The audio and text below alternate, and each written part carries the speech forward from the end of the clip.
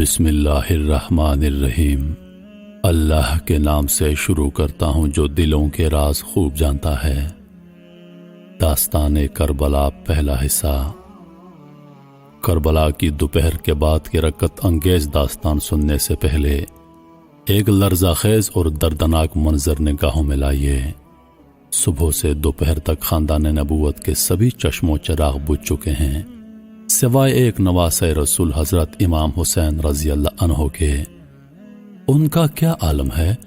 نظروں کے سامنے لاشوں کے انبار لگے پڑے ہیں، جن میں جگر کے ٹکڑے بھی ہیں اور آنکھوں کے تارے بھی، بھائی اور بہن کے لاڈلے بھی ہیں اور باپ کی نشانیاں بھی، کہیں بیٹا تو کہیں بھانجا، کہیں بھتیجا تو کہیں اور اہل بیت کے کسی جانثار کی بے گور و کفن لاش پڑی ہے۔ ان بے گور و کفن جنازوں پر ماتم کون کرے، کون آنسو بہائے، اور کون ان جلتی ہوئی آنکھوں پر تسکین کا مرہم رکھے؟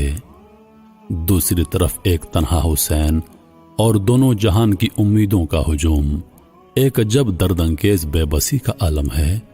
قدم قدم پر نئی قیامت کھڑی ہے۔ سب نے دم رخ سے دل کی زخمی سطح پر ایک نئے داغ کا اضافہ کیا۔ ہر تڑپتی لاش کی آخری ہچکیوں پر امام مقام میدان میں پہنچے، زانوں پر سر رکھا اور جان نثار نے دم توڑ دیا۔ صبح سے دوپہر تک خاندان نبوت کے سبھی چشم و چراغ ایک ایک کر کے شہید ہو گئے۔ دوسری طرف حرم نبوت کی خواتین ہیں، رسول اللہ صلی اللہ علیہ وآلہ وسلم کی بیٹیاں ہیں، سوگوار مائیں اور غمزدہ بہنیں ہیں، جن کی گود خالی ہو چکی ہے، جن کے سینے سے اولاد کی جدائی کا زخم رس رہا ہے، جن کی گود سے شیرخوار بچہ بھی چھین لیا گیا ہے۔ بہنوں کا روتے روتے آنکھوں کا چشمہ سوکھ گیا ہے، تن میں تڑپنے کی بھی سکت باقی نہیں۔ جن کے دل موم سے بھی نازک تھے، آج ان پر غموں کے پہاڑ ٹوٹ پڑے ہیں۔ اب تنہا ایک ابن حیدر کی ذات باقی ہے، جو لٹے ہوئے قافلے کی آخری امید ہیں۔ آہ، اب وہ بھی رخت سفر باندھ رہے ہیں۔ خیمے میں کوہرام برپا ہے، کبھی بہن کو تسکین دیتے ہیں، کبھی شہربانوں کو تلقین فرما رہے ہیں، کبھی لخت جگر آبد کو بیمار گلے لگاتے ہیں، اور کبھی کمسن بہنوں اور لاڈلی شہزادیوں کو پیاس بھری نگاہوں سے دیکھ رہے ہیں۔ ایک عجیب کشمکش میں گرفتار ہیں، فرض کا تصادم ہے، خون کا رشتہ دامن کھینچتا ہے، ایمان شہادت کی طرف لے جانا چاہتا ہے۔ کبھی یہ خیال آتا ہے ہمارے بعد اہل خانہ کا کیا حل ہوگا، پردیس میں حرم کے یتیموں اور بیواؤں کے ساتھ دشمن کیا سلوک کریں گے۔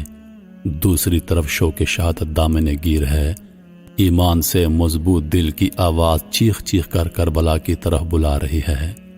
بلاخر اہل بیت کے ناخدا، کعبہ کے پاسبان، نانا جان کی شریعت کے محافظ حضرت امام حسین رضی اللہ عنہ بھی اب سر پر کفن باندھے میدان کربلا میں جانے کے لیے تیار ہو گئے۔